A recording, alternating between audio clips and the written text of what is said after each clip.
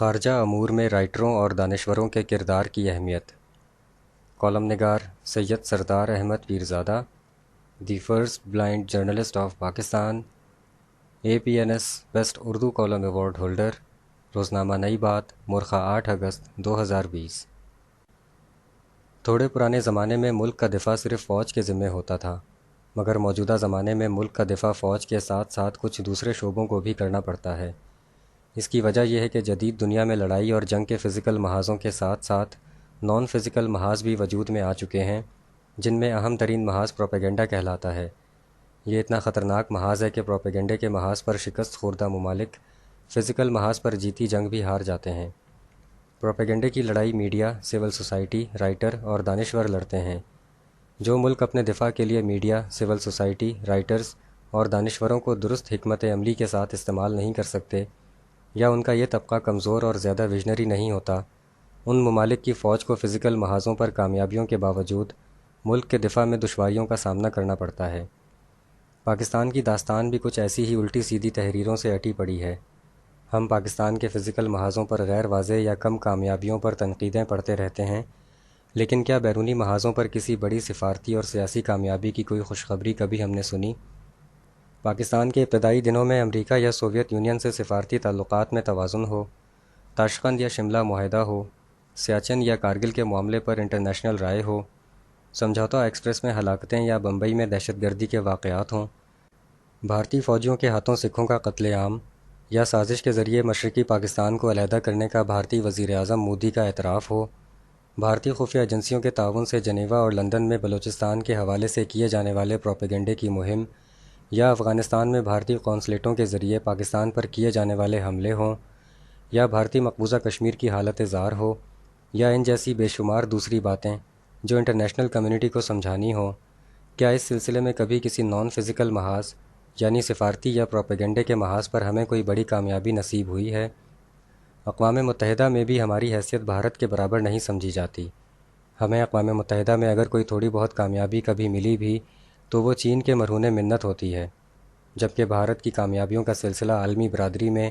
اس کی اپنی ذاتی لابنگ کے باعث ہے۔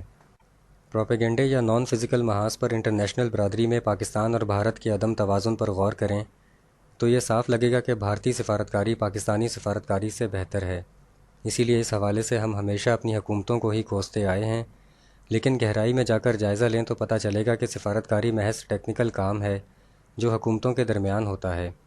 جبکہ عالمی عوام کی رائے اس ٹیکنیکل سفارتکاری سے ہٹ کر بھی کسی اور طریقے سے متاثر ہوتی ہے۔ وہ طریقہ عالمی عوام کے درمیان بیٹھ کر میڈیا، سول سوسائٹی، رائٹرز اور دانشوروں کے ذریعے اپنی بات کرنے اور اپنا نقطہ نظر عالمی عوام کو سمجھانے کا ہے۔ پاکستان کے خلاف بھارت کی دشمنی ایک زندہ تاریخ ہے جسے وہ نان فزیکل محاذ پر بھی بھرپور طریقے سے جاری رکھے ہوئے ہے۔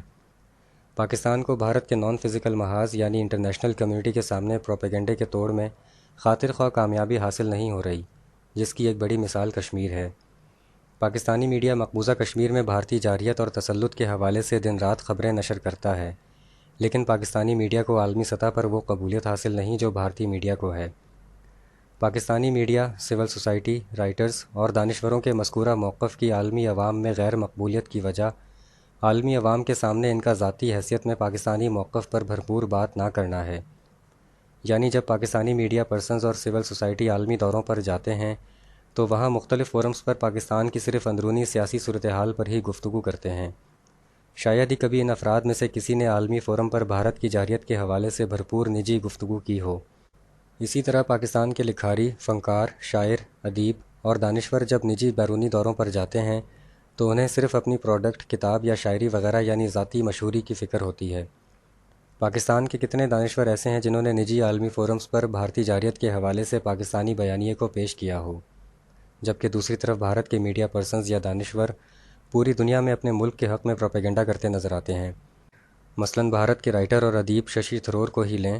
وہ دنیا کے ہر فورم پر پاکستان کے خلاف آگ اگلتے ہیں، جبکہ پاکستان کے کچھ دانشوروں کی کم ظرفی دیکھیے کہ اپنا قد عالمی سطح پر بڑھانے کے لیے پاکستان کی ہی مخالفت کرتے ہیں اور پاکستان کی سالمیت کو نقصان پہنچانے کے لیے بھارت سے بھی بازی لے جاتے ہیں۔